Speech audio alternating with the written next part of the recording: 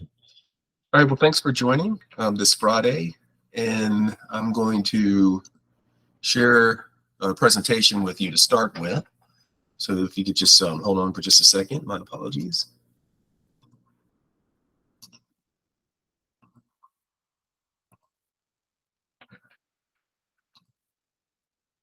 Right.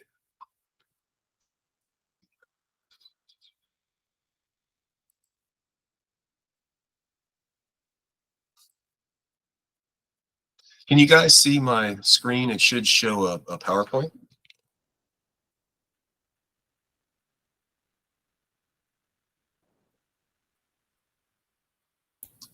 Yep, we can see it. Okay, cool. All right.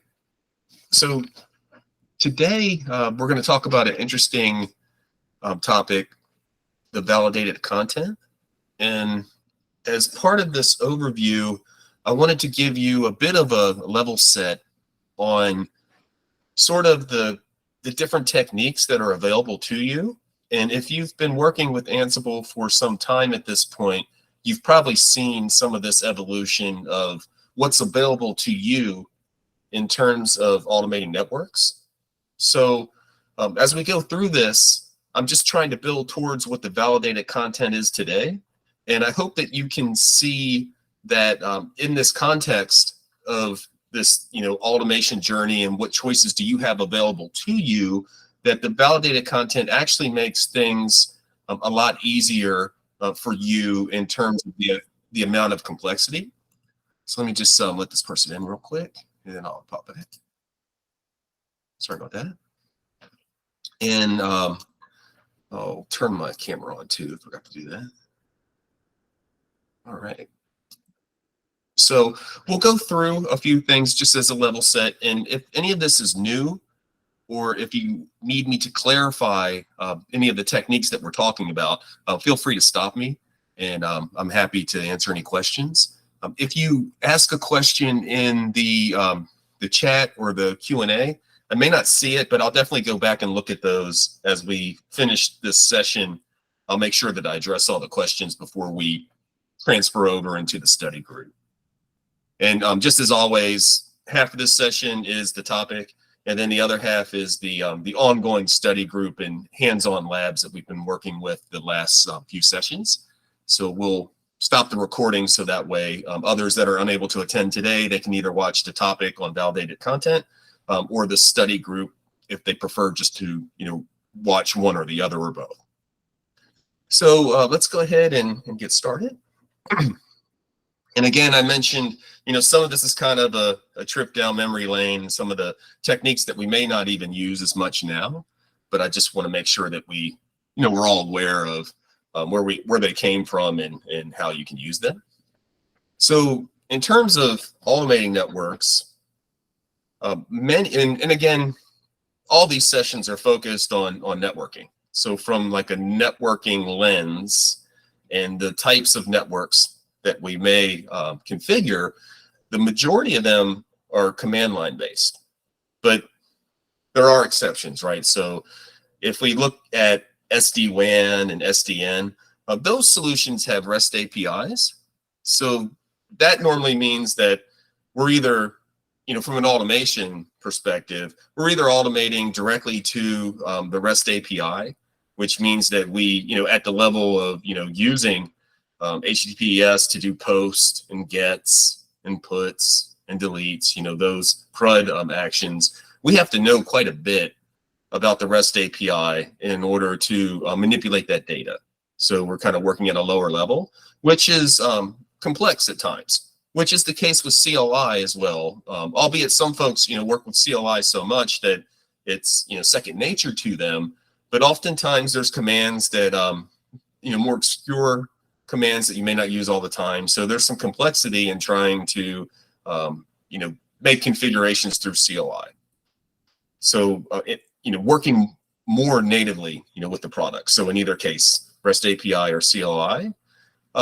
One of the things that the network vendors have made available around like routers and switches and even some other devices like firewalls and to some extent, a lesser extent, load balancers, there's more consistency around the types of modules that they provide as part of the ecosystem.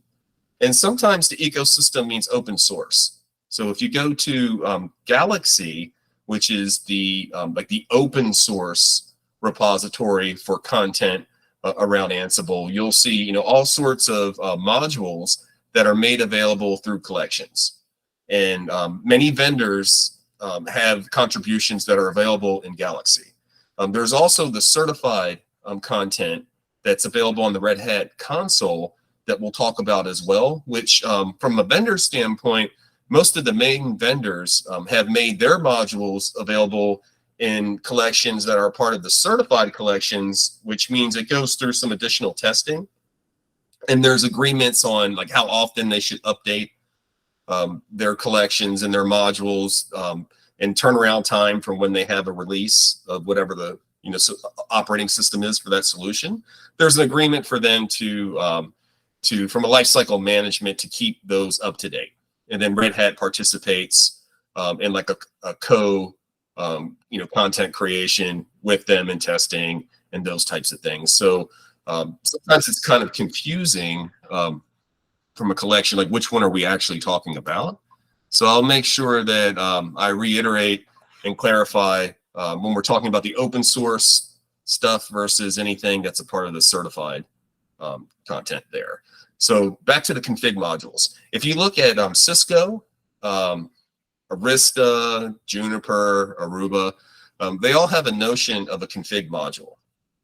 The config module is very valuable, and it's been around for a while because it has, there are some nuances, between vendors and things like that, but for the most part, it gives you a fairly straightforward way of using Ansible for making configuration push or changes or removing configurations, backing up configurations, comparing configuration diffs, which is very useful for managing configuration drift and compliance and those sorts of things.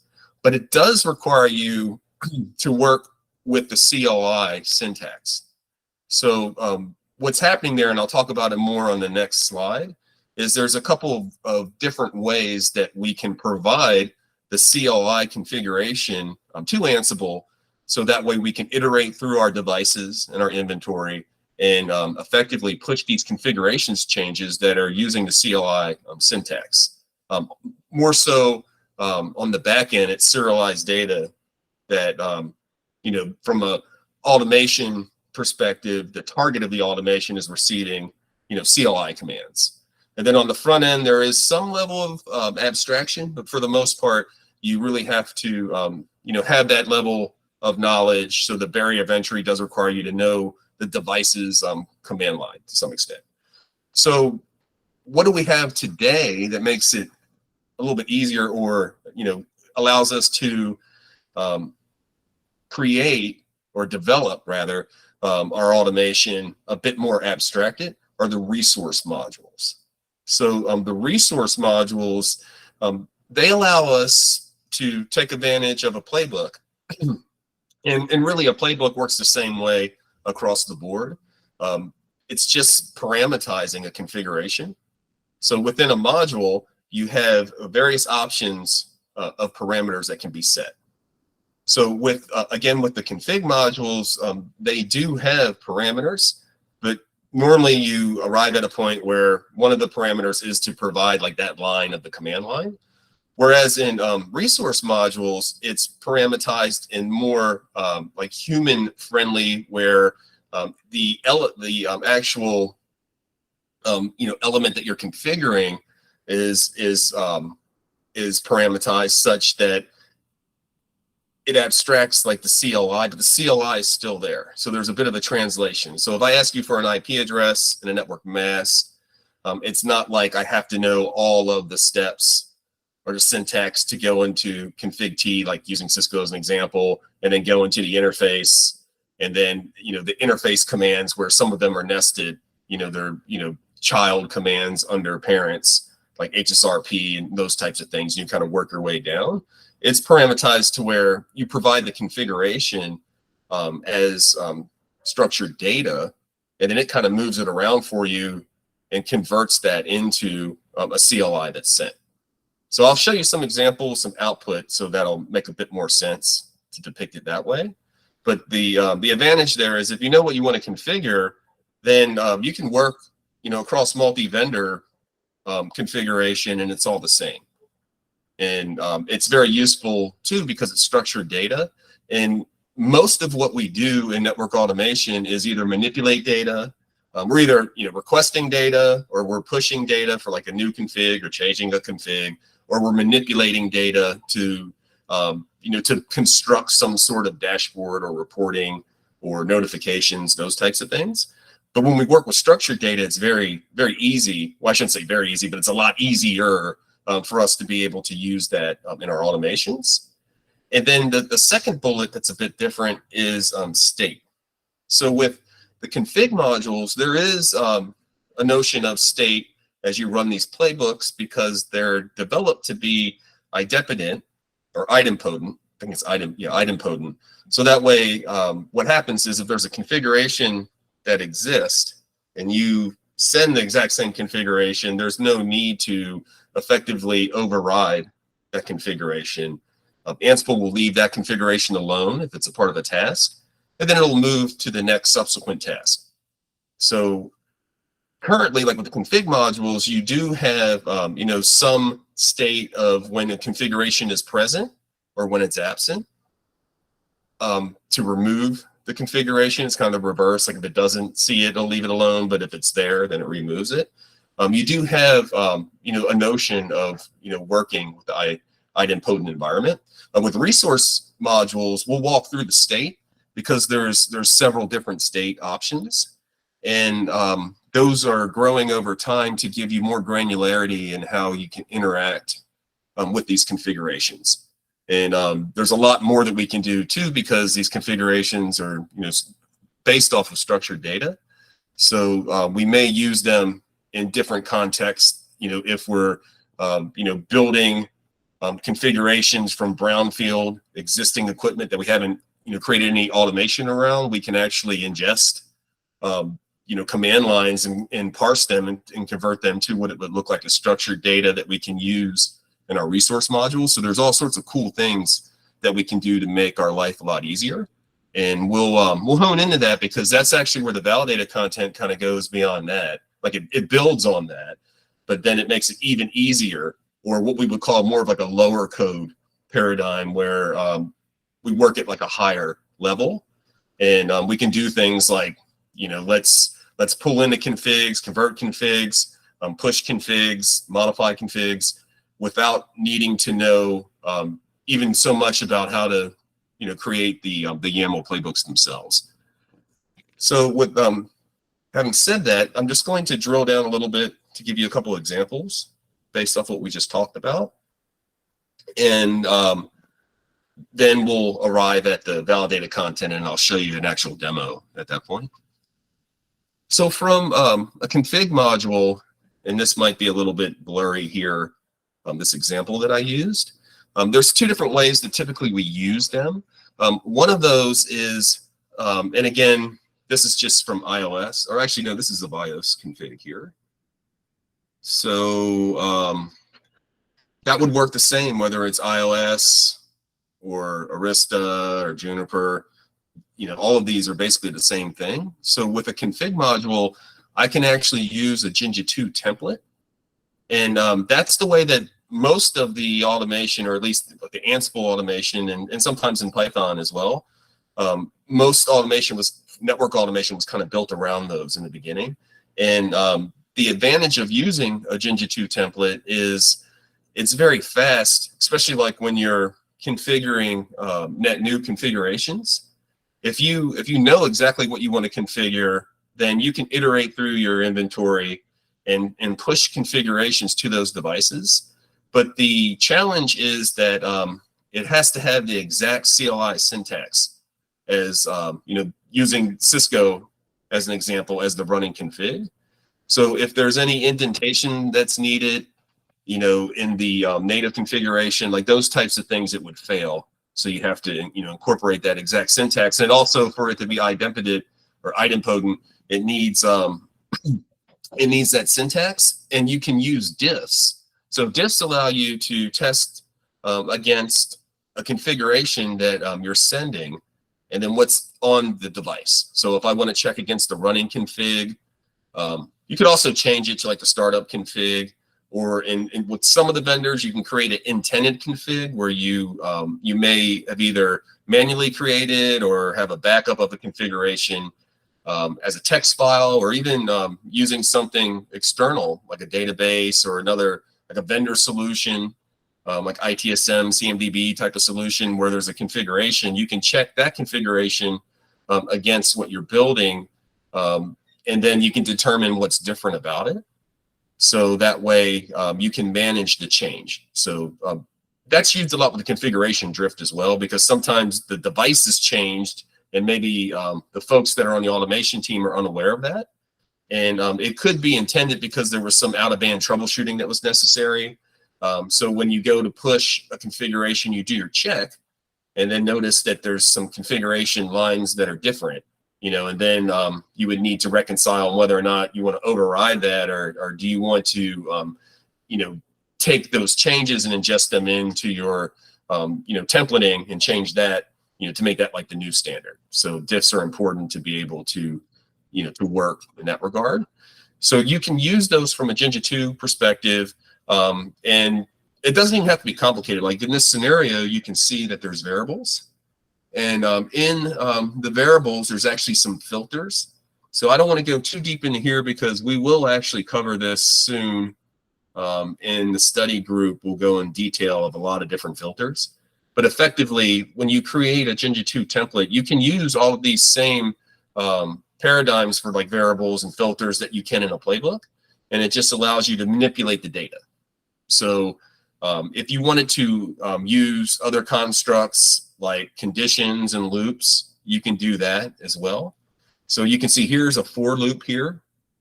So for the NEI in BGP data, so like they're going to iterate through the BGP neighbors.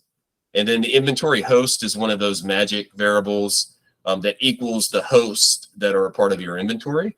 So the net is that it will iterate through your inventory items, right? And then you're configuring your neighbors from that. So this is a complicated scenario here, but it could just be the actual static, you know, configuration that would map directly to what it looks like in like the running config, as an example.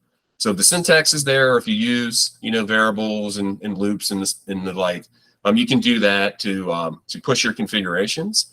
But if you're templating and you're making like small changes of existing configurations, then that could become, you can do that, but that could become more complex. So what they did is like a workaround is maybe you're using your templates for the majority of the work, but then when you go into like these smaller changes, like these more like one-off things where maybe you're just adding a new NTP server, or, you know, changing an SNMP community string or something like that, they have this notion of the lines parameter that you can use in the config module.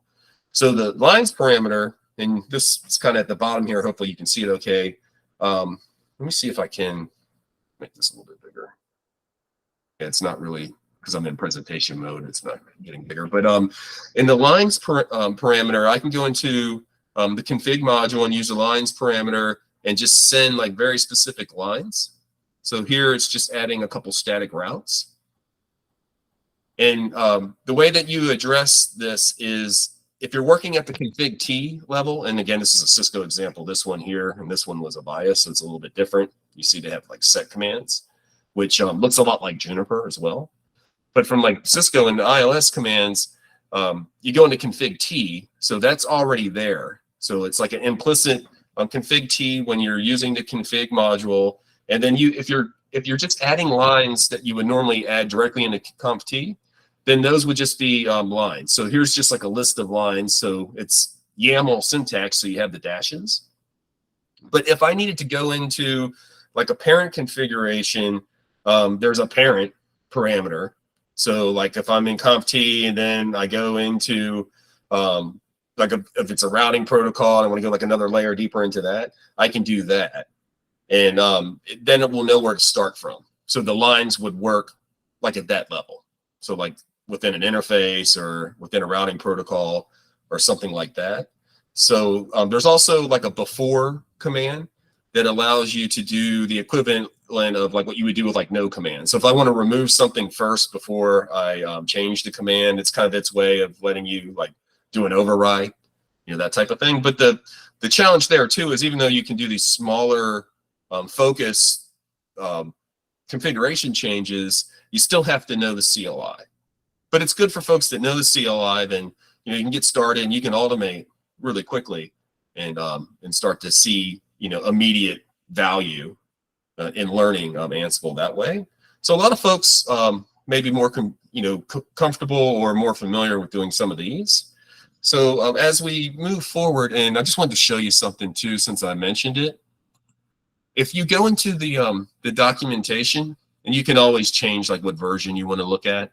So I'm just looking at the latest here. If you go into the Ansible documentation, and you really can just Google like iOS_config, it'll take you to the documentation, and you'll notice that anything that's current has the fully qualified collection name.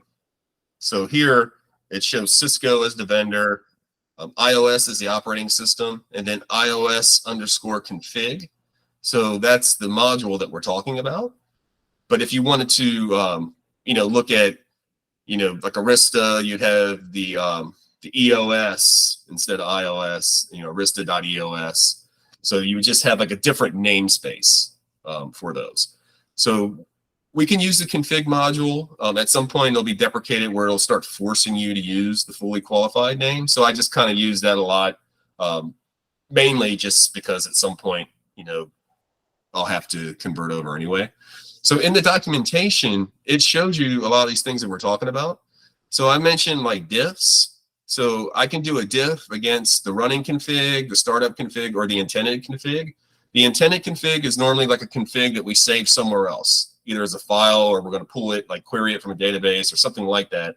We want to test against that to compare our configs. One of the other things I mentioned was, I didn't actually mention this, but you can change like what it matches on. So the default is line. So implicitly, it'll look for lines. So like just like the line is a parameter, it'll look for them, and it'll expect them to have proper syntax, and it'll look at each line like one at a time. And if they're out of order, then that causes some problems.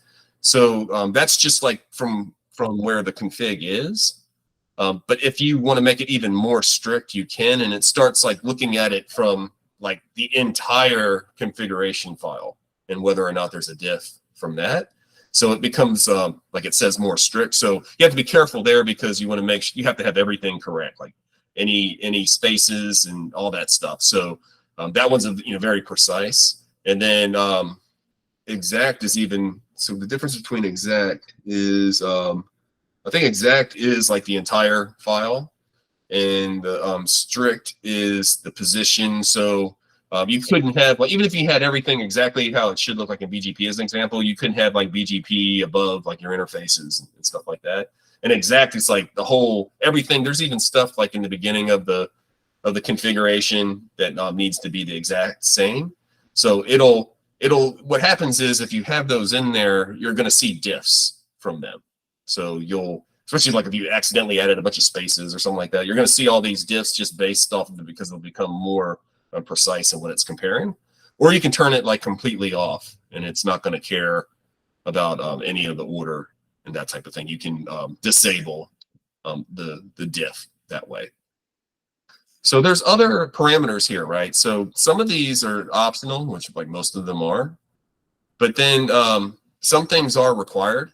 And it'll mention that. So a lot of the required things are just like things that are required in Playbook. So you have to have a host, and it won't work if you don't have a host because then you don't have an inventory. So like those kind of things are like from a Playbook are required. But sometimes your modules have required parameters, and I'm not really seeing anyone. Usually they flag it over here if it's required. So most of these things are really all these things are optional that you can turn on. The other one that we use here is for Jinja 2 templates. So we did the lines is what we were talking about here. So lines is where you just send configuration lines, and then you can iterate through multiple configurations by creating a list right here. But if I want to send like an entire configuration file through a template that has, where I variabilized the template, or if I'm just pushing like a template that's just like a static configuration to the device, then I use the source command. So the source is, where that template resides, and then it will apply it to the configuration in this way. So there's other ways of interacting with Jinja 2 templates, but this is how you use it in a config module. So you use the source command from the config module. So again, they kind of like went low level there, but a lot of you probably use these techniques. Is there anyone that has an example of using Jinja 2 templates or config lines or any of this stuff that they want to share real quick?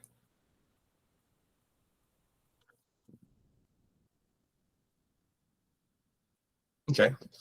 So what I wanted to do is that's what I run into, a lot of people and myself, I've done like a lot of playbooks that way. And what you might run into is as you're creating newer playbooks, and if you gravitate more towards these newer techniques, then as you're looking at what's already available or what other people have already developed, you're probably going to run into a lot of that. But you can go through and maybe it makes sense to start refactoring some of that stuff into resource modules. But most of it, works. Or what may happen is sometimes with the resource modules, they don't do exactly what you're trying to do, or there may be like a gap because a particular vendor just hasn't fully completed like all of their available configurations into resource modules. So you may still have to round out resource modules using some of those older techniques with like Jinja 2 templates or the config lines if it's something like a smaller config. So you may use, and probably most likely you'll have situations where you'll use like a combination of those.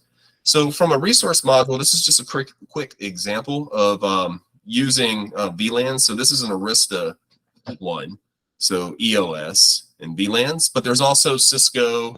Actually, I think I was looking at the Cisco one here. Here's the Cisco VLAN. So you'll see that it'll have a lot of the same parameters. So it transfers over pretty easily across these vendors. In terms of VLANs, it's very important to understand that the default state is merged, but it's here explicitly just to call it out and to make you aware that this is the safest way to interact with VLANs, because you really don't want to go in and override VLANs unless you're 100% sure those are the VLANs that you want to remove. So with merged, it would only add VLANs. It's not going to remove any VLANs. So this here is just the config, right? So this is a parameter, and then this is the module, arista.eos.vlans. So in this config module, then these are parameters like name and VLAN ID. So here they just created a list in this example, and they're just adding,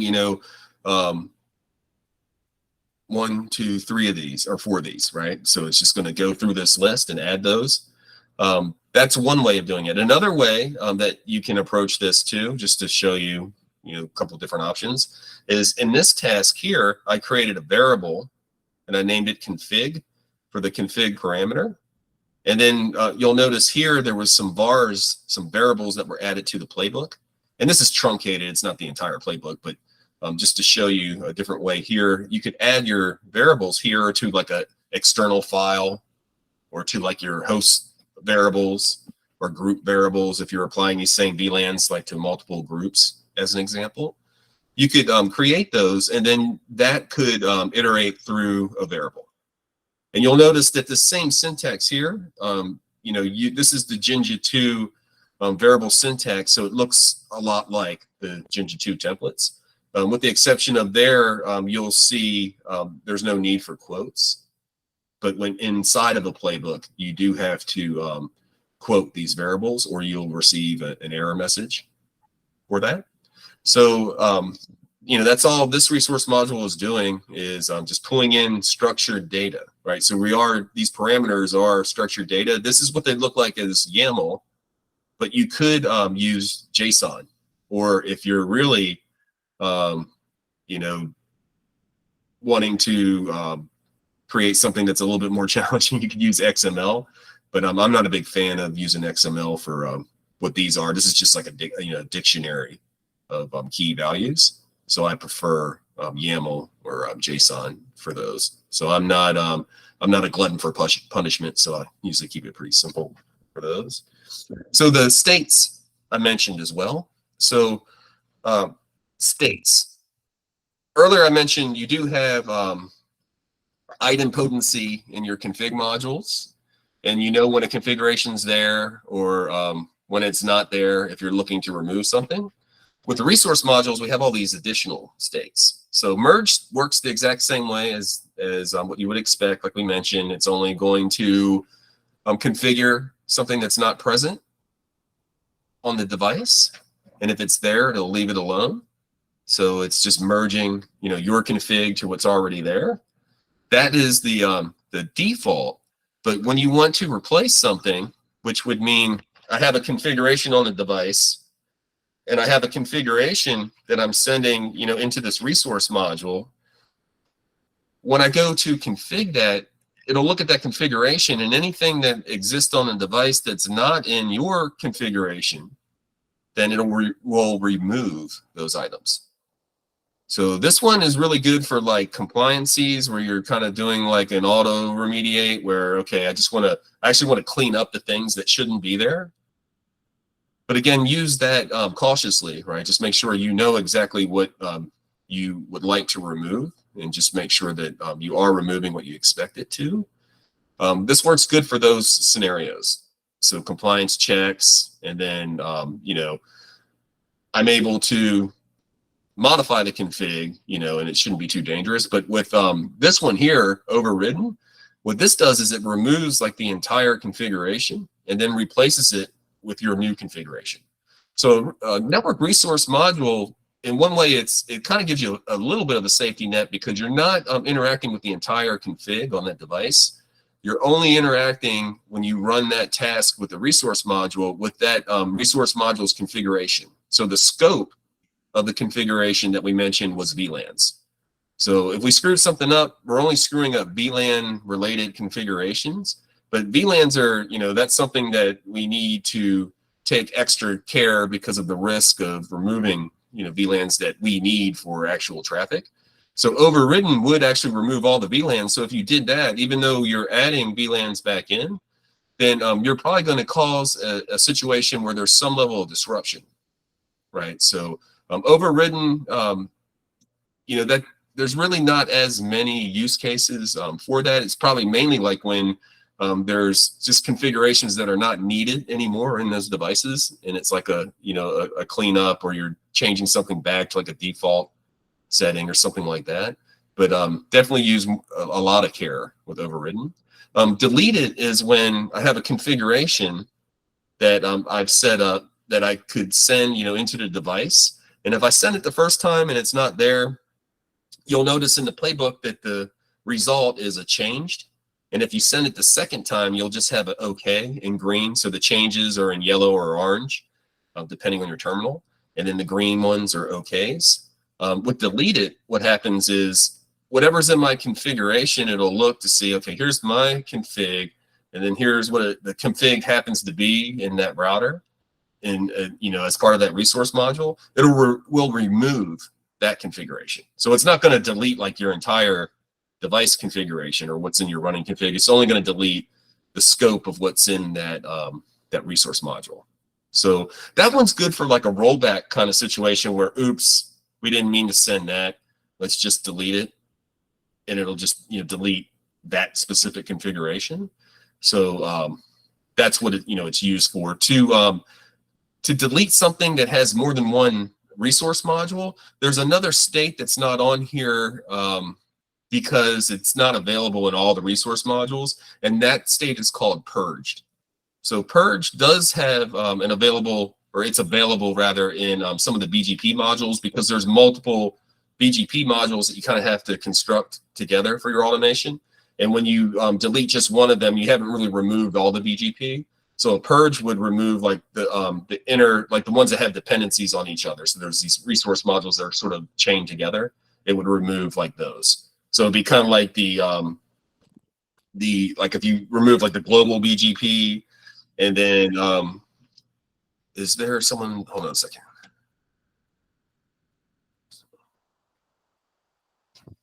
Oh, it's a question. I thought somebody was trying to join. So let me check that out real quick. Oh, so how do you know? I'm going to show you that. Yeah, that's a great question. Like, how do you know, or how do you know which ones you're using on the device that you're configuring? So we're going to see that here in a second. So let me table that one. You can know what they are from the documentation. So like from a documentation perspective, that was VLANs. But if I go back to Cisco IOS, and again, this would look the same if it was Arista or something else, I could scroll down here and you can see I have command modules are for like show commands, config modules are what we were talking about. And then I have all these other modules. You'll see that these other ones say they call out their resource modules. But you have to go through like all this documentation, like, oh yeah, here's all the resource modules. I can show you in the demo like how you can see which ones would apply to the configuration that's already in a particular device, which is super valuable when you're looking at converting a brownfield existing, and if you want to convert that into automation. So it'll actually help list those out. But before we get there, just a couple other things to talk about the mechanics of this. So with the resource modules and diffs were something that we would explicitly turn on, and we had like all those different options for what we wanted to see in the diffs and what to match on, and like what we're comparing it against, like whether it's the running config or startup config. All that stuff you have to configure in the playbook. With the network resource modules, the diff is already baked into that module, so it's already there. It's just a matter if you want to see it on the screen or not. You can debug in a debug module so you can see it on the screen as standard output, but it's there as data. So that means that that data you can manipulate. So every time that you run one of these resource modules, you have the before configuration and structured data, and then you have the commands that it would need to send for your configuration as like the native CLI commands in this case. And then you can see the after of the configuration. So it's burnt in there, so that way you can see right away whatever the diff is and what commands it may have to send. So like for like replace as an example, you'll see it show in commands like no commands, like whatever the no commands are to remove whatever that item is that you're replacing, you'll actually see that called out here. And then in reverse order, the commands that are on the device can be converted into structured data. So it'll parse through all those, and then you'll have like, okay, here's a configuration that I can actually run through a resource module, and I can either have it in YAML format or JSON format and use that to create my my variables. And we'll see that in the demo. We'll actually create some variables. So a couple of things, and then we'll get into the demo.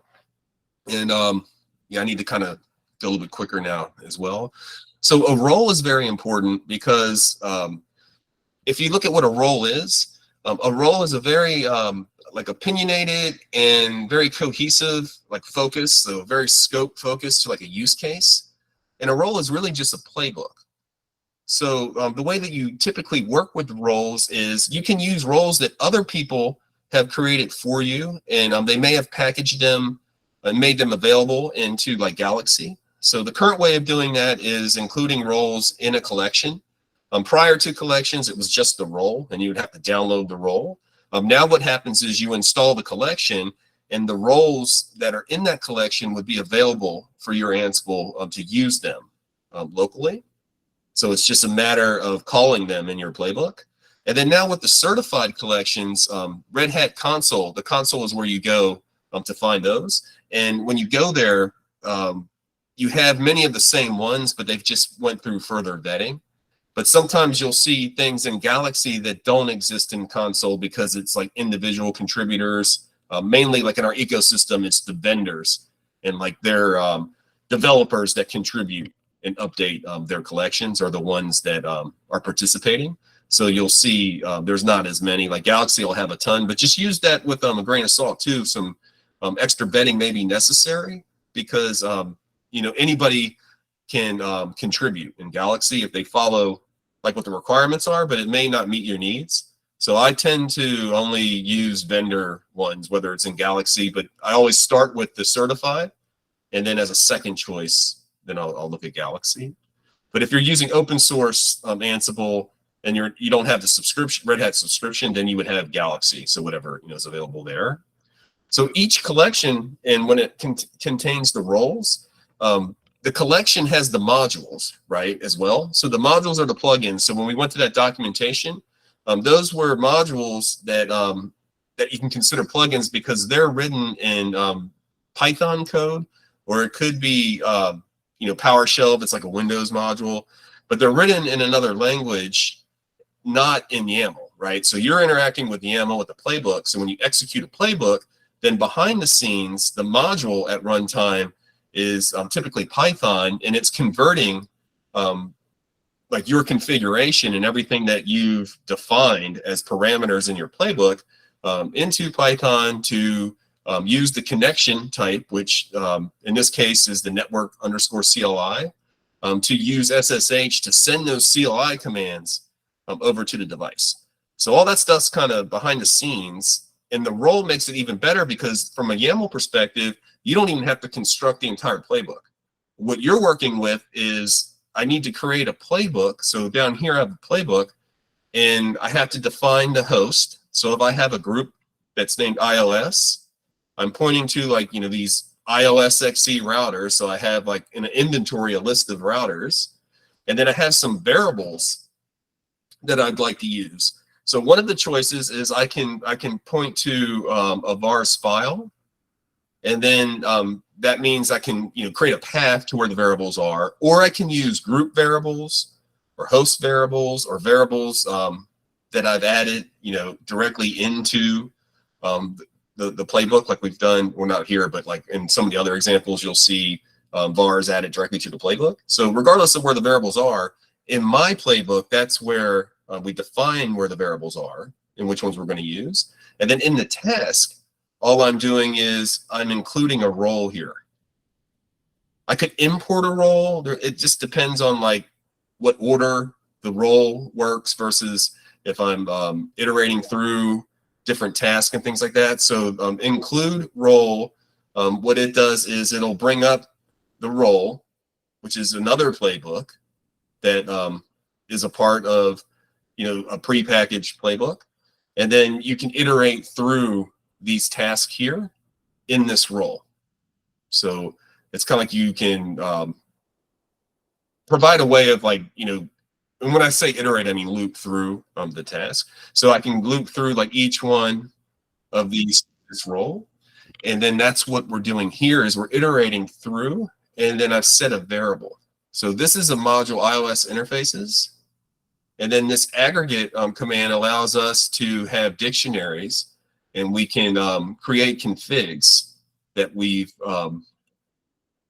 iterated through this variable and then apply it, to the role. So that's kind of confusing because it's three different pieces. You've got your playbook, you're establishing like where things are, and then where is the data, and you take the data and you can actually iterate it through this particular task. And you can have multiple tasks, or you can create blocks, and we'll talk about blocks later in the study group. But we can apply them to these roles. And the roles, in this case, this is only focused on interfaces, or in this case, I'm setting an interface description. So for each one of the interfaces that are in our device, then we're going to set a description.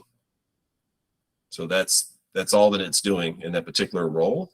Now, the thing with roles are, and this is kind of the handoff to validate it, roles are provided by vendors, and some vendors have better roles than others, or they're more complete in some cases, and they have like more examples to use. So one of the feedback things or questions that happens often is, hey, I need better examples for something specific that I'm trying to automate from a networking perspective.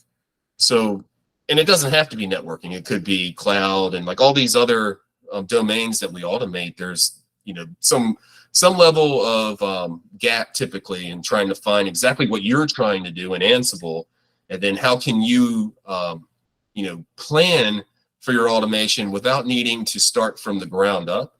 Like, can you adopt like what is the validated or recommended or prescriptive approach? What does the vendor recommend? What does Red Hat recommend? So that's where we've arrived to today, is the validated content. And I think I heard, well, somebody was trying to get in, so let me let them in real quick. So with the validated content, it complements the certified content. And there is kind of a dependency currently between the two. So I mentioned the collection is available, the certified collection is available on console.redhat.com. So that's this site, but I'm not going to log in and all that right now because of time. But you would have to go there, and to log in, you would have a subscription, a Red Hat subscription. You can go there and you can see those certified collections. Now, the certified collections, they give you, again, like access to the modules and roles and those types of things. But the Ansible validated content today requires you to also go or have a subscription, but instead of pulling it down from the console, eventually you will be able to pull them down from the console. What they're doing currently is they're packaged into the Red Hat Automation Platform in the Automation Hub. So there's this server in addition to the controller. The controller is what Tower used to be. The Automation Hub, the private Automation Hub, the component that you install in your environment, that is where you actually can have access to this validated content. So that's not like the end goal, because what happens now is like we're on version 2.3 of the automation platform. You have to wait to 2.4 to have like the new validated content. So they're going to decouple that, just like with everything else, in terms of like the collections used to be a part of Ansible core engine, and then they were decoupled and they're their own independent code base. The validated content is the same thing. It's collections, but you would be able to pull them down. But eventually you'll pull them down from this console.redhat.com. And then you'll be able to have them as vendors release them. And the idea is the initial use cases were primarily Red Hat led. And from a network perspective, these are what's available currently: the network base, BGP and VPNs. And then in process, there's access lists and some additional interface ones and OSPF. So we do have base and BGP. And those were primarily led by Ansible, because we can do these are really roles with a with a best practice prescriptive approach on how to provide specific configurations. But these are multi-vendor types of things. So we're able to work on them kind of as the lead, because these apply to all the main network vendors. There's nothing special in terms of like any proprietary stuff. But in the future, just like we have the certified collections, the vendors can participate themselves in the validated content, so they can make specific roles that are tested and vetted and supported, that provide the knowledge base for specific solutions. So those would be more vendor proprietary types of things. So it could be like, here's the way that the prescriptive way to use Ansible against Cisco ACI or against DNA Center or SD-WAN. And then, Arista has theirs, for their SDN or, for SD-WAN solutions. And they would provide, roles that as part of the process, they have to vet them out and go through testing and make sure that not just like one role works, but all of these roles work together, because it's supposed to be like, a specific solution would also allude to multiple roles and a specific order that you would go in. Just like you would manually configure a solution in an architecture, you don't just configure, the entire device at once or fabric at once. You usually go in a particular order because there's dependencies. So that's the thing that people normally have, a challenge around is, okay, I know how to automate these things, but what order should I go in? How can I, best represent what we would normally do manually, but save a lot of time, but not introduce or have gaps, in those configurations. So that's kind of like the intent of validated content moving forward.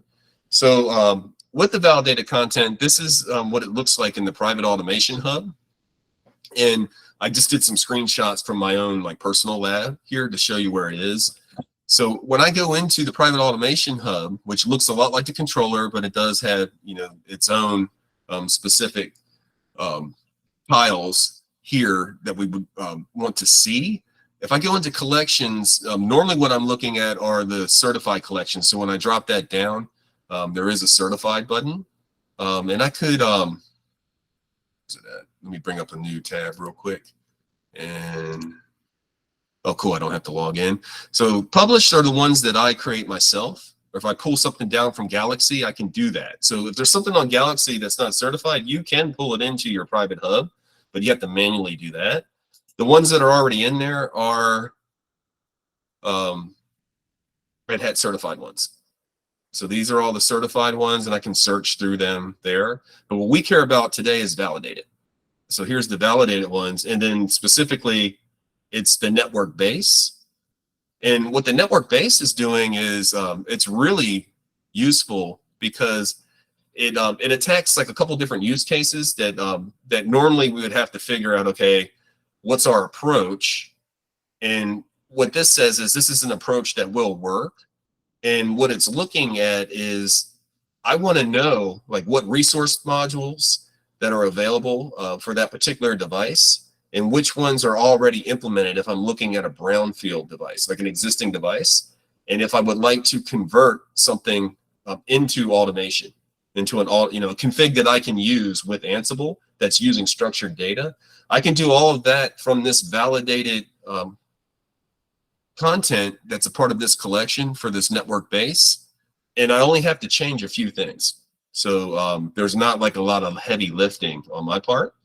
So when we drill into it, you can see like in the documentation for this network base, there's a resource module, or I'm sorry, resource manager that's a role. And then in the resource manager, it has several actions. So one of the actions is list. So list is where we see, okay, what resource modules are available. And then if we do the persist, it will take the configuration that's in that device and turn it into YAML files. And it would, we can list out like which configuration resource modules that we want to extract out of it. And it'll organize them for us and create like all of the variables that we would need for that device. So we can take that and use that to configure the device with Ansible moving forward, or to use that to create a configuration. Like if we're going through a migration and we have like the existing configs that we want to pull off of a brownfield environment, and then we want to make those available for a completely different like model or even vendor, right? Because we have all the structured data that would work if we were to apply the resource modules for whatever that other type of device is. So it acts as a way of, translating configs down to this structured data as the primitive to work with, for the data manipulation. And then gather is like how we can pull out the configurations, not to convert them, but we just want to use that data for our purposes, for like reporting or compliance.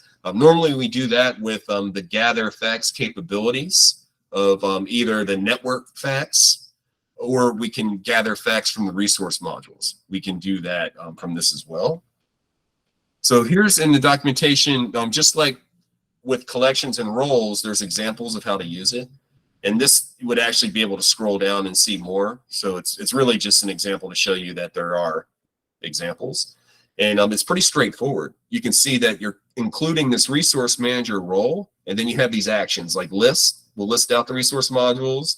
And then this one here is persist. So it's saying pull any interface configurations, layer 2, layer 3 interfaces. These are all modules for Cisco ILS, and create these configuration files. So this is a demo. There's also a blog that has examples where it explains similar examples to where you can actually use that and create some of your own stuff. I have a repo that we're going to use here for these examples. So let me grab that link, and I'll make this deck available afterwards as well. But let me escape just before I forget. I'm going to put this in here real quick.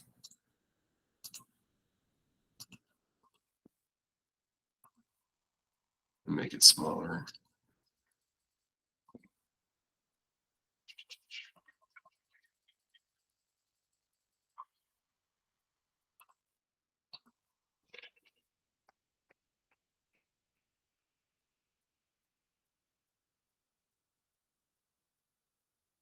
And you'll be able to use all these same ones afterwards if you'd like.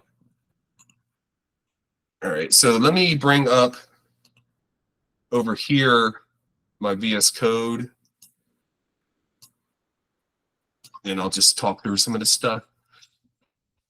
So one of the things is, shut this down so it's easier to see.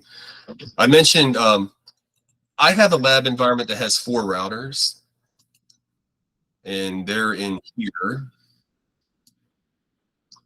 Let me see what that was. Someone's joining.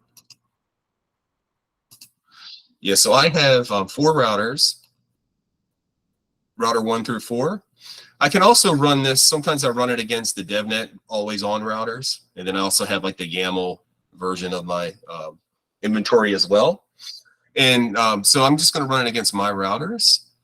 And the one thing is, like, these are CSR 1000V routers. So I want to see, okay, what are the resource modules? So maybe I'm not using resource modules yet, but I do have configured routers. So I'll go and do this one.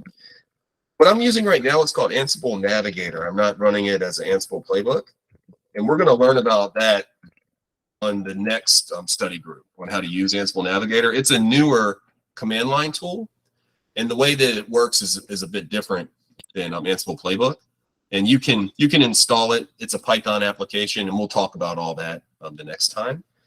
But to run a playbook, it's Ansible Navigator run. And that one is one list. And then to see it on the standard output, oops, HM std so it'll look just like playbooks normally look. Run this one and make it a little bit bigger so you can see up here.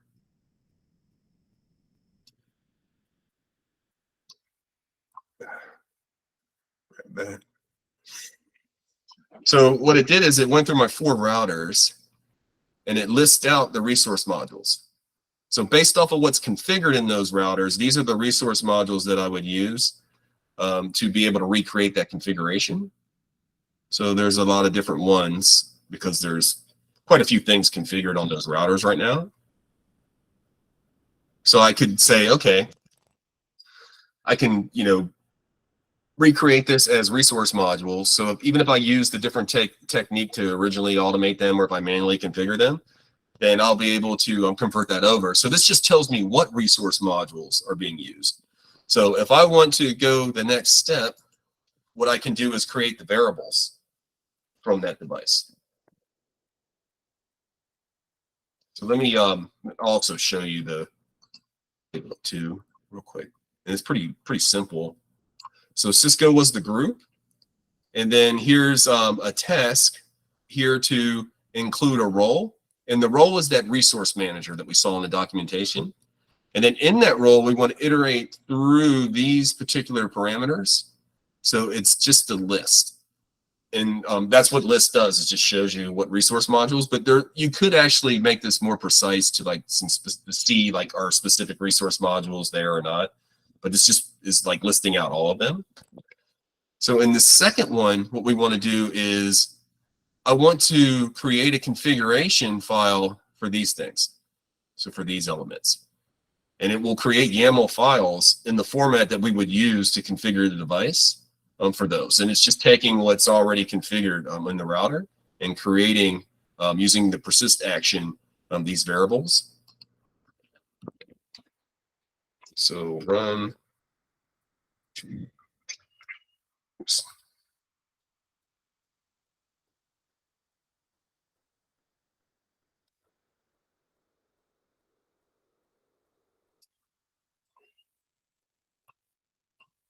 I keep having a hard time grabbing it.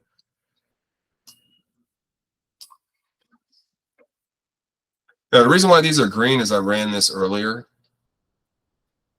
So I haven't changed the config.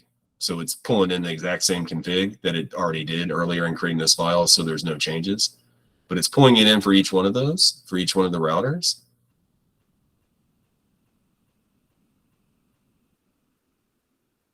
So everything worked, nothing changed. If we had changed something, and then we would have saw that, wherever, what section that was, we would see a change there. So if I open this up, this is what it created. So it created these host bars. So for each one of those routers, for those elements that we called out, it created a file for each one of them. So we go into interfaces. These are the interfaces that are on that router. And then this is the layer 2 interface, right? So you could have, this is just naming what those are. There's no other, there's not like, it's a CSR router in AWS, so I don't have like real like VLAN interfaces and things like that. And then here's just the layer 3 parameters, for the IP addresses and things. So this is all that was configured on those routers. And then it did have some OSPF. So the OSPF interfaces, the OSPF process ID. So this is all in a YAML format, and see how like it's already been nested properly in terms of like the hierarchy of where these configs are and the syntax. So these would work, right out of the box, and it did it for all 4 of the routers. So I just needed to run that, and it was fine. So we're kind of like went a little too long, so I was going to delete some of this stuff and run it again. But what I do want to show you is the third one. So what we've done so far is we've seen what resource modules, and we've created some variables through creating these YAML configuration files. And then the third one was we just wanted to see some specific configurations, so gathering facts or network facts, and we can do that as well. So this here, like from resources, what this is saying is go ahead and pull down all. So you can like create like a subset of facts, and what facts are is they're the configurations on the device. And it's already in structured data. So if you've used network facts like iOS facts, if you pull down all, you'll see like, all of the available ones, the variables have already been defined for Ansible _networks. And you may not want to see everything. So you can use like the bang or exclamation point, and this would be like a no. So don't bring back or filter out the VLANs and filter out LACP, because these don't even apply. These are CSR routers, they're not switches. So you can go ahead and just like filter some things out that's just like kind of garbage to what you're looking for anyway. And that's what we did there. So it works, that module works just like it normally would. But the thing is I don't have to, I can run it against different types of devices, and it like abstract it. I don't have to go into like iOS facts in particular. And you can see here, nowhere do we say iOS. But the group is iOS, but we don't have to, it'll determine what syntax it needs to use for the facts. So let me just do this one real quick.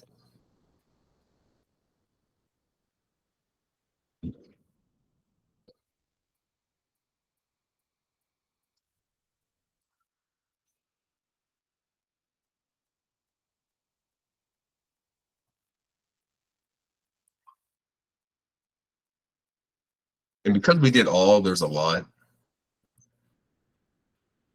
The default is minimum.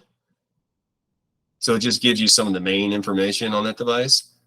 But this one has quite a bit. And see how like it's all structured data. This screen output is in JSON.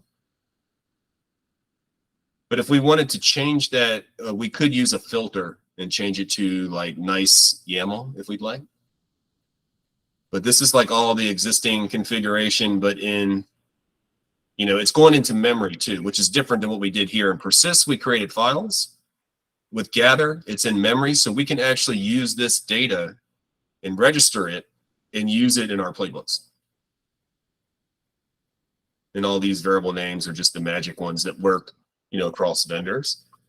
So very easy to work with. A lot of times we'll use this to create reports or dashboards and pull that data to create what we call dynamic documentation. Just a couple of other things too. So here's some training resources and things that that you'll have available, because I will provide this slide deck. I'll put it in the Discord, and I'll also add it to the Meetup group for the past event. And I would encourage you to check out some of these self-paced labs. But what I need to do real quick, if you could just bear with me a second, is I need to stop the recording. So where are you at?